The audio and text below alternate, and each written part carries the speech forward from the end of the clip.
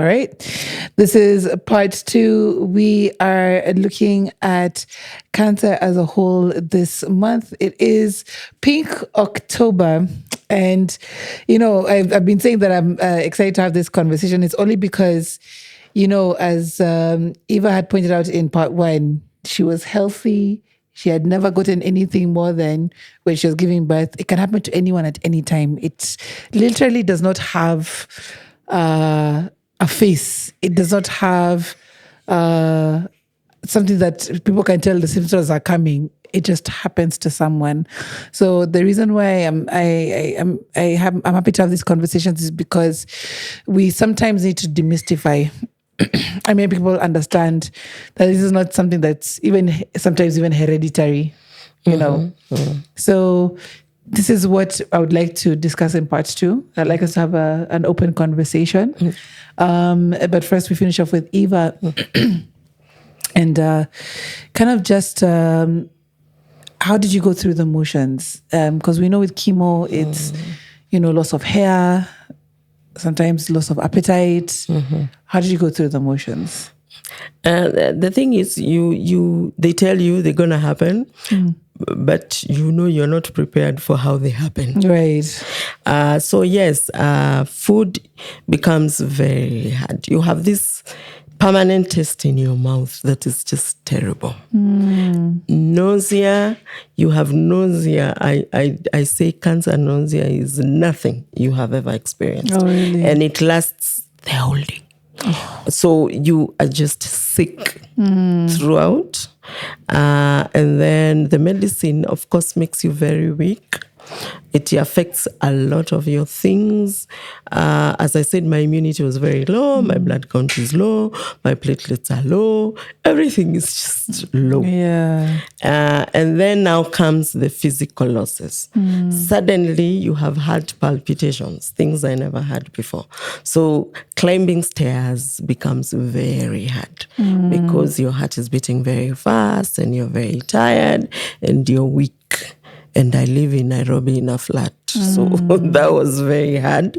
The next thing for me, the one that made me for the first time call myself a cancer patient, because up until now, I believed I had cancer, but I was not a cancer patient. Right. It was not that acceptance that Maureen was talking about. Yes, you do accept you're going to do this thing, but I think emotionally, there's still a denial part over there. So even I know the specific date, really, it was 10th October. I started my treatment in September.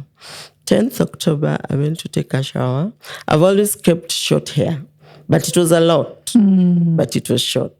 So I went to take a shower, and in washing my hair, when I looked at my hands, my hair had come out. Oh. Chunks of it. Wow. And then I looked down, and there was hair everywhere. And for me, that was the scariest point, because all along I thought it would fall off slowly, as I'm coming in, it goes thinning. I never knew it actually just comes out. In chunks. Oh, my. And your scalp becomes as smooth as your face. Wow. So when I lost my hair, of course, it came out in chunks, but not all of it. So I had to ask my husband to take me to a barber because now I could not walk around like that. And for me, that was one of the hardest things I had to do. Not even because I loved hair. I think it's just what it represents. And to see your hair come off, and not because you want, but because you have to. So that was, for me, the hardest. Then the being sick all the time, that was also hard. And especially, remember, my kids didn't know that I had cancer. So I would try to look okay, just so that I don't scare them. The losing hair part was very scary for them, and they really made noise for me while I cut my hair, and I just went along with I cut my hair. Right. But the being tired and trying to look alive was very hard. And also navigating what to eat. You eat this today, you don't like it. You eat this tomorrow, you don't like it. Sometimes you throw up. Sometimes, you're just sick. Right. And as soon as you start to feel better, it's another session again. Then the same motion starts. So that part is very hard. Those losses are very hard. And you look at yourself in the mirror. I actually lost my eyebrows, my eyelashes. So I was just... Yeah. Yeah. So that, and not because I'm a vain person. I don't think I am a vain person, but it's just what they represent, and you know why you're going through them, Right. and it's a disease. So for me, that was hard, and it gets harder. You know, I want to go through the whole treatment because after I finished chemotherapy, the next thing I needed to do was surgery, and surgery in this case was a mastectomy, and you don't know what that means until you wake up from that surgery. And that has happened. And it's a real loss. Right. Yeah. I think up until then, I just thought, we are fighting this cancer, so I gotta do what I gotta do. But you don't realize how it affects you.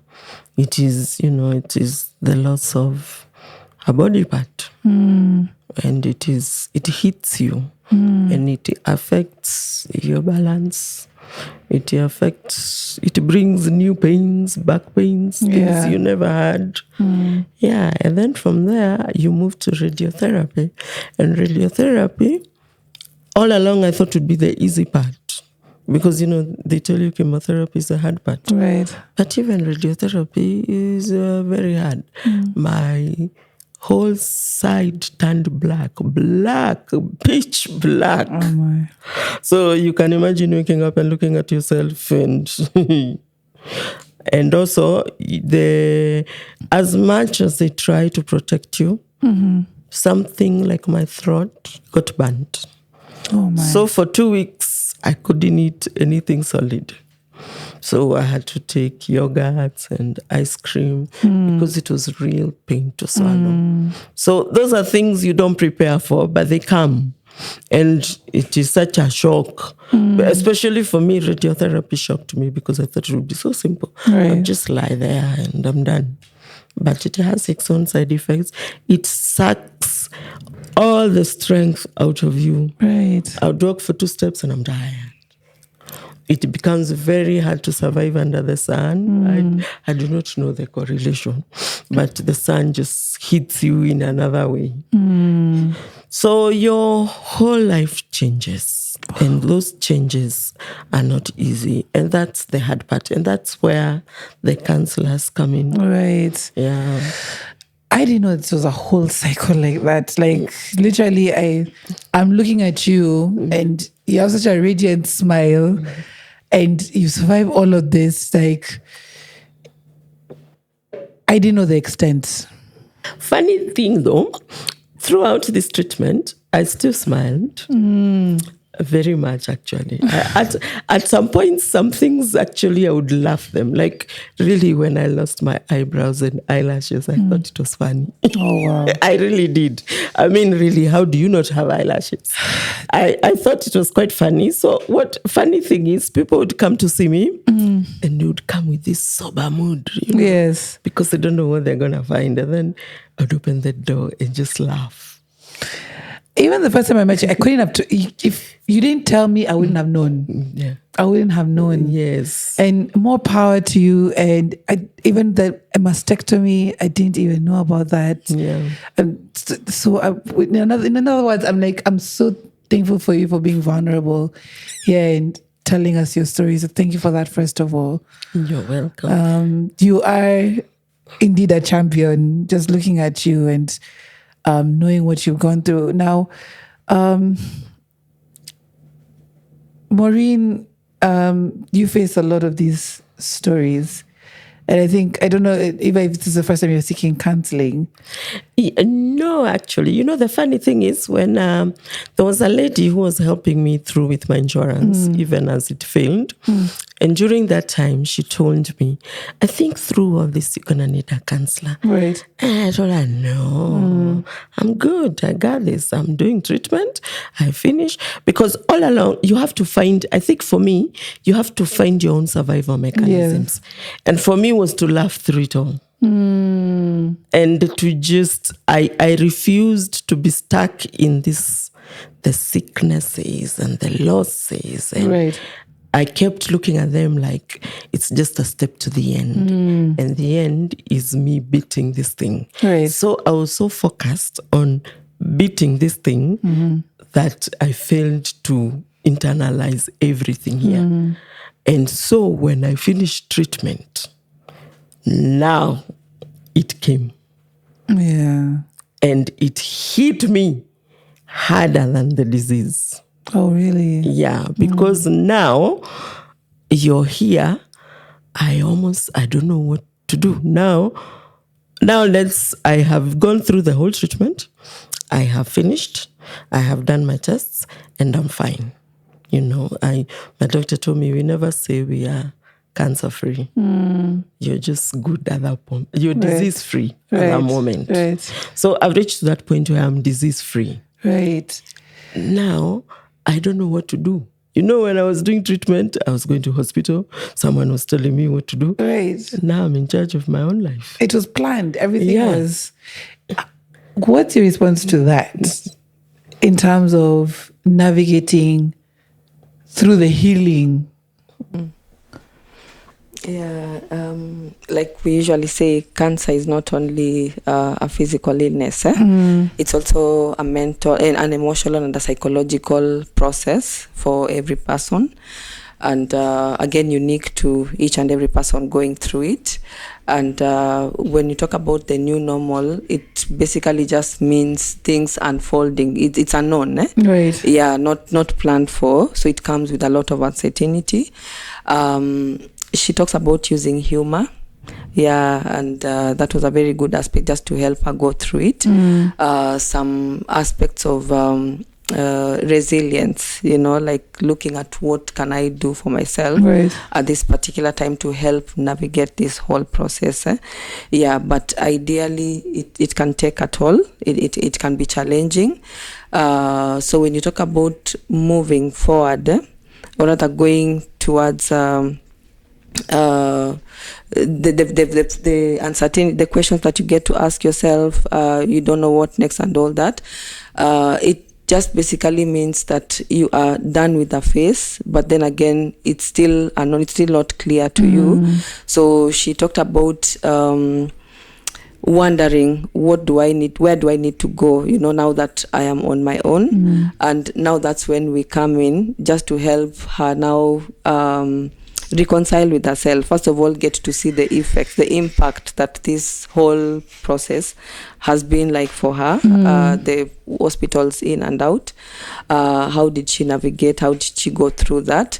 And again, it's normal for her to have those feelings because, again, for some people, especially once you're done with that phase of treatment and you're now told, now you're at a better place, like she put it. There's still some sense of anxiety and worry because maybe you look at it on the onset, I was healthy, I was okay. But then one day something happened, you know, like if I lived with something that was not known until at this particular stage, it can as well still be in me, you know, and that also tends to affect the process and sometimes even the outcome. That you're told you're okay, you're good to go, but there's still some, you know, disbelief because you don't know what next for me. But then again, counseling comes in because you also get to have some psychoeducation.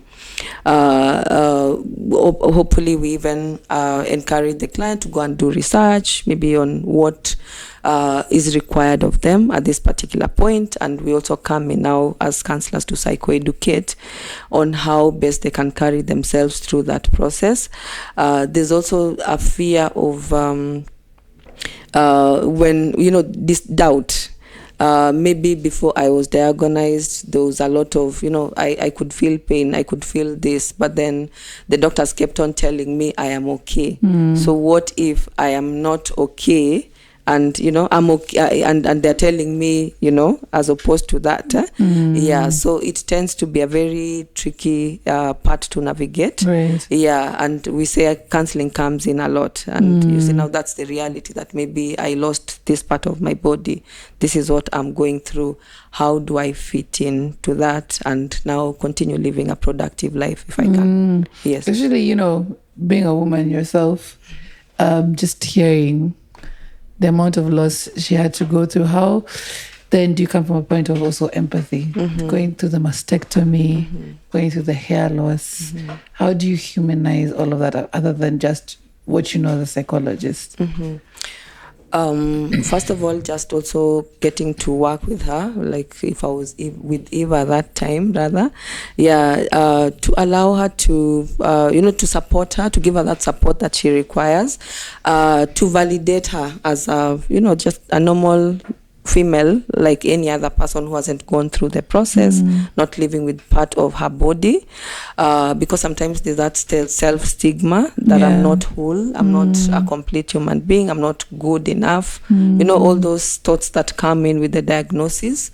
So just to get to validate them, to help them restructure those thoughts again, because it's also a process. Some people can get stuck on the part that they're not healed, they're not okay, they're not going to be okay, they're not good people. So just helping them to tell themselves those positive things that will help them accept themselves the way they are. Right. And that is usually the first step, because once I accept myself, once I'm at a better place with how things have unfolded for me, then it doesn't matter how the world looks at me. It doesn't matter what they say of me, because it begins with me. At the end of the day, allow her to acknowledge the pain that she has gone through, just being vulnerable, the many visits that I did with the hospital, the treatments, how horrible it was. Talk about anything and everything with the process. Of course, with a lot of empathy. They also need to be affirmed, if there's something that they're doing that is good, just to keep on encouraging them. And again, one thing that we usually do, or rather I like taking my clients through, is just to encourage them to take a day at a time. Like they would rather have one perfect day without worries, without anxiety, than having to think about 1,000 days of, a lot of anxiety, a lot of uncertainty, and all that. And it makes a whole difference at the end of the day. Did you ever get to have group sessions like with your husband or members of your family when it came to the counseling? Did you ever want to at any point? Because like you said, it's not just you, it's everybody else around you. No, surprisingly, no. When I was going through it, I did not do any counseling. And I attended a few meetings. The hospitals organize a lot of sessions to talk about what is happening to you and, just to meet other people, which is very helpful, to meet other patients and people who are going through you. Some are ahead of you, others behind you, encourage. So that was nice. But as myself, I did not do any counseling. But as Maureen has said, the anxiety now comes after you are done, because you keep thinking it will come back. Yeah. This thing will recur. Yeah. So when now my head pains, I immediately go, do I now have a brain tumor? When my stomach pains, do I now have a tumor in my stomach? Do I check? What do I do? And then you remember the treatment and you're like, I can't do that again. And so the panic checks in, and I found myself getting panic attacks.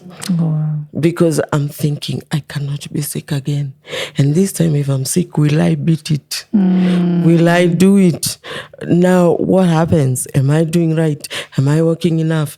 Am I eating the right food? And then there's the society. The society now you're not sick.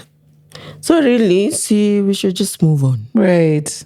But you see, as she said, you're not ready to move on. I have been through this harrowing experience. And during that time, I probably never spoke about it.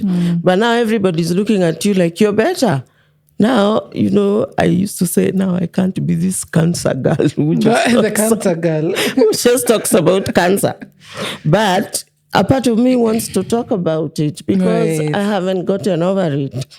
I hate hospitals. I don't like needles. I mean, I did thousands and thousands of them, and I still have to go for testing even now. Right. And I still have to deal with the same doctors and the same needles. And sometimes I just want someone to listen to me and understand it was painful. I want someone, my hair grew back, by the way.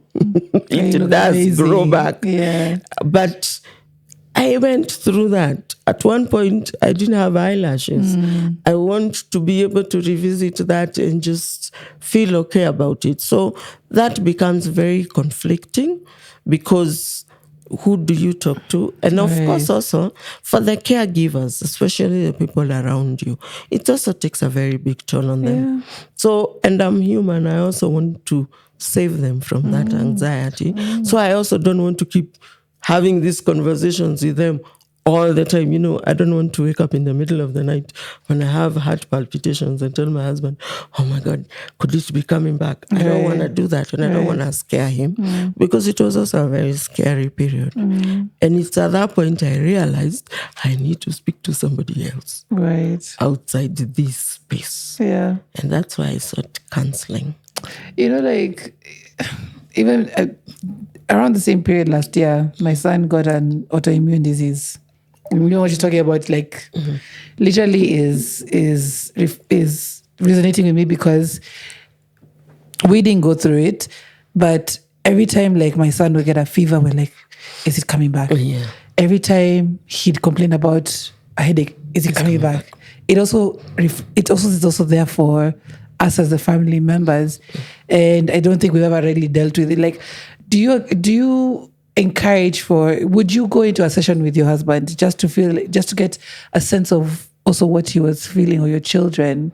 I would actually love very much for him to go to a session with me because I think he took it in. And you see, when you're a caregiver, you're not the sick person. So nobody gives you grace as much as they give grace to the sick person. So you never get to know their emotions through that period. I want to imagine it was very scary because, sometimes I would be very sick. Me, I know how I'm feeling. Him, he doesn't. He's just looking at me and wondering, now is she okay? How is she feeling? How is she taking the pain? So I think there's a lot of emotions there that are still packed there. Right. And because he's also human, he can't discuss them with me because, the society, where do you get the audacity to complain about this cancer? You're not sick. Right. I am the sick one. So I think I would love to do group sessions. I just don't know how to introduce them into my world. And it's good to have Maureen here because those are now the things we need help with. Yeah, so what I would encourage at this particular time, first of all, I like the idea that you were not in a rush to do group therapy with other people because, again, it takes time for someone to be at a space where they want to engage, especially with the outside world about their feelings and all, those inner ones, apart from the physical that they get to see. And it's usually best for someone to engage when they're there now to share, they're there to express how they're feeling and how the journey has been like for them. Then there's also the aspect of the patient, allow me to use that term, and there's also the aspect of the caregiver. So both of them are going through a common challenge, if I can put it. But again, they handle it in a different way. The patient is facing, or rather going through it firsthand. Yeah. But this is more of a vicarious. If my significant other is in pain, it almost feels like I'm also in pain. There's that hypervigilance. Is it this, what is happening, Yeah. you're always on pause, on guard, as in relation to what your significant person is going through. I would say it's a good thing that Eva is going through counseling. Perhaps maybe journey with herself, especially with these issues that are coming up with what next for me. I am here now, this has happened, so how can I get to take a day at a time? How can I get reassured? How can I live a healthy life? Get to have those positive coping mechanism, into place by the help of a therapist, and then let the caregiver also get support, because believe you me, they also have their own things that they would like to offload. Of course, not necessarily with the patient in it, because again that can also take a toll on like on the other person and cause an imbalance. I would rather the caregiver get to have their own space to work on the issues. Once everyone is okay, then we can have a family therapy, especially as now a bigger support system. For example, can you be my accountability partner? Maybe I used to like doing this. Can I get support maybe when I'm not exercising and yet I'm supposed to exercise? Can we do it together, just to make it fun, to make it easier for me? Am I able to tell you, I want you to take me to the hospital even when I'm not sure what is ailing me, maybe just for my anxiety, only to be told that you're not badly off, things are okay, just go back home.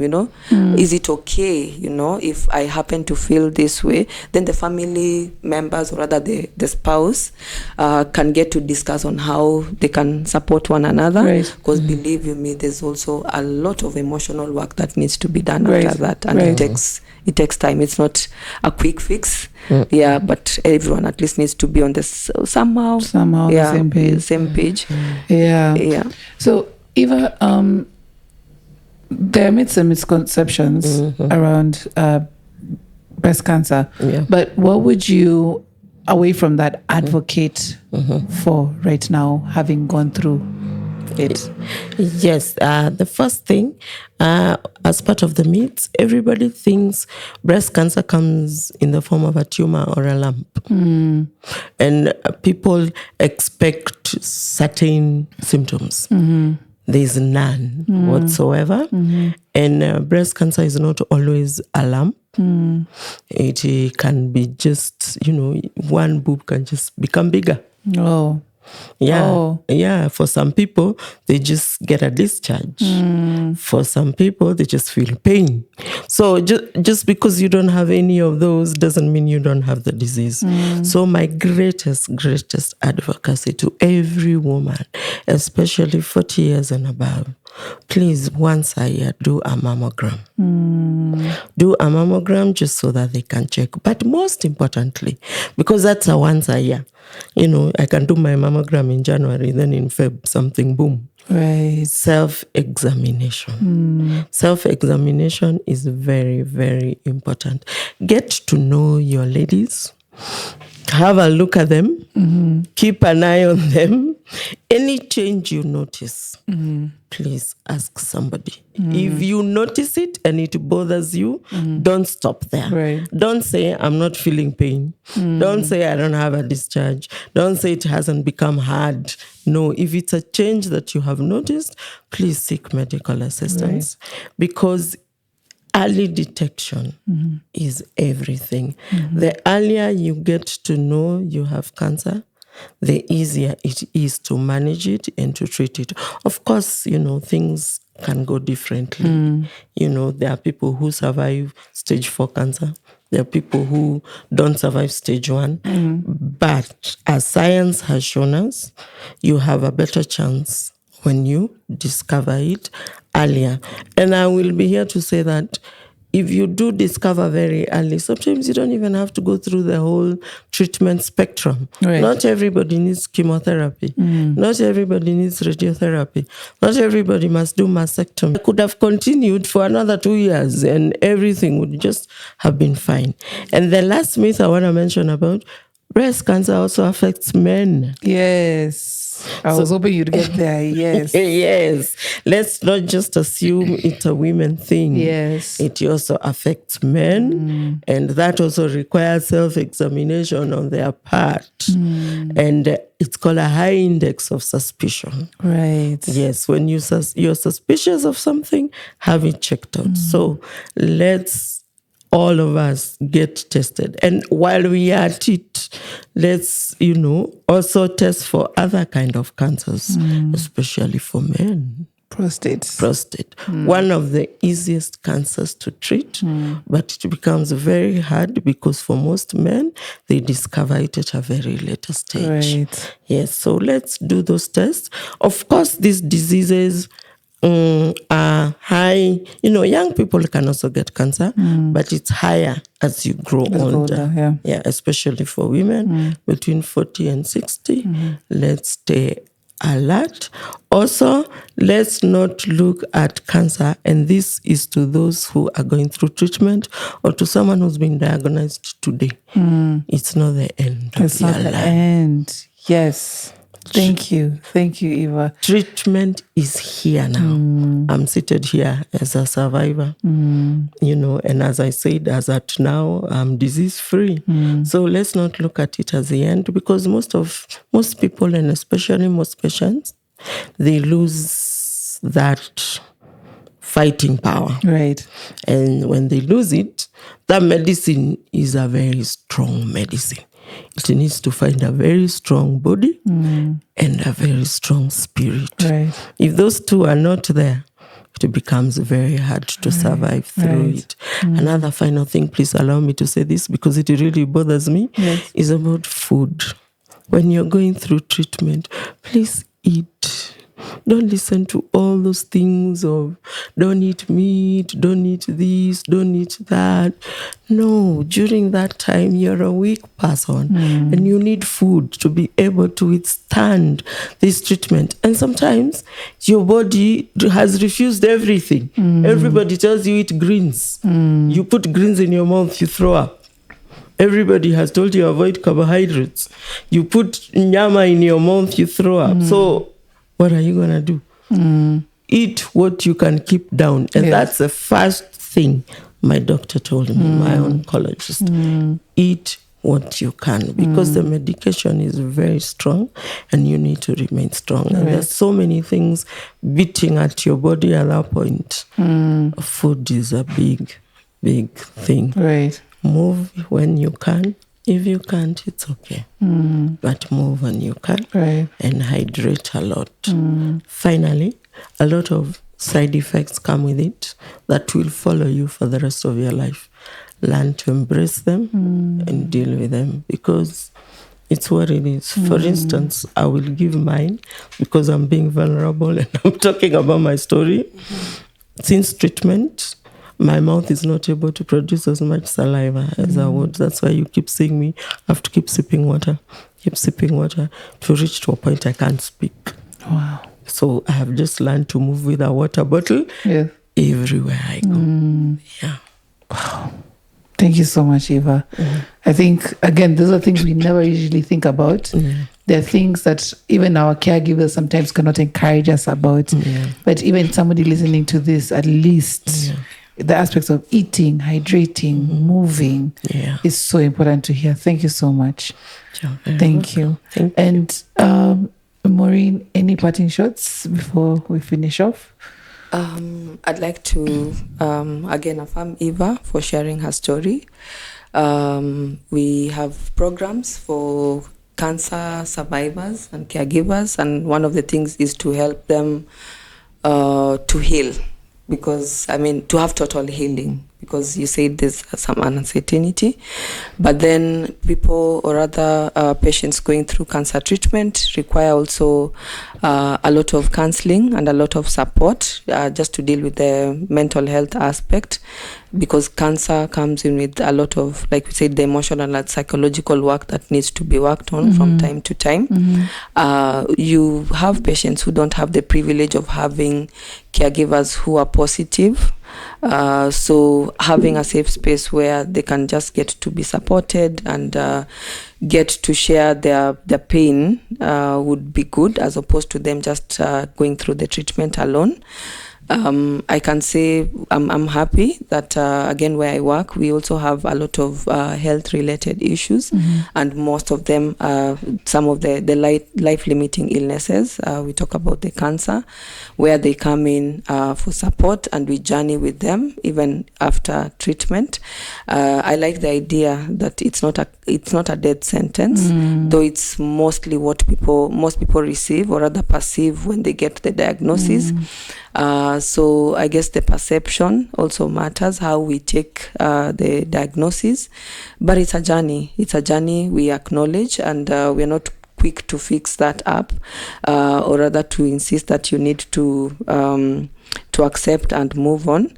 But we will be there with you the whole process. I think a place where you can get to share with someone how you've been having nausea a whole day, and someone will not judge you, right, as opposed to maybe being with people who feel you're exaggerating because so and so went through the same process and they were intact. Or you're being a nuisance. Yeah, this is too much, I'm worried. Maybe sometimes you talk about anticipatory grief, maybe if it's in the last stages, God forbid, maybe it's beyond, treatment.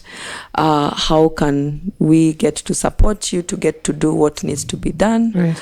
And even bring in your family on board, bring in the psycho-spiritual aspect if we have to. And if at all that is something that you really resonate with at that particular time, just to make the journey as comfortable as possible, right, with a lot of dignity, regardless of what you have gone through, right, during the cancer treatment. So we are there.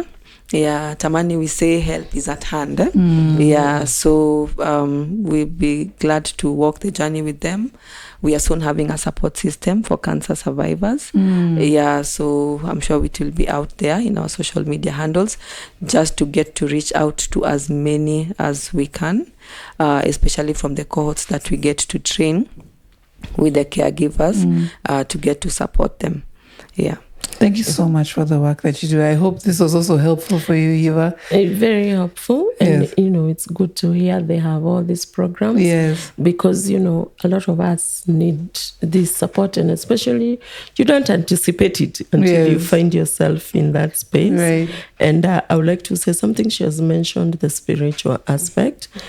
It is very important for most people, because you have to believe, there's a power beyond this. Yeah. And you have to believe, I used to say, at first you get defeated by why me? Because you ask yourself that question. But then I used to say, nobody deserves cancer. No one. So if it is me, then, I have to believe God is still behind me. Yes. And he's still working with me. So that spiritual aspect was a very big aspect for me. And especially having people behind you to help you, because there are times you're angry and it becomes hard to even pray. But having those people behind you, going through the spiritual journey with you, sometimes I would just wake up and tell God, whatever everybody else is asking, that's what I'm also asking. And that was an enough prayer for me. So that spiritual aspect for people who, is important to them is very important. And it's also another part where somebody needs support. Right. Yeah. Maybe just one last encouragement to Eva as we wind up. Don't be in a hurry to get back to the usual. Yeah, especially falling into pressure with what your social space is requesting of you. Yeah, let's continue with the chamas, let's continue with the networkings and all that. If it's not working for you, it's not working for you. If it's not the right time, it's not the right time.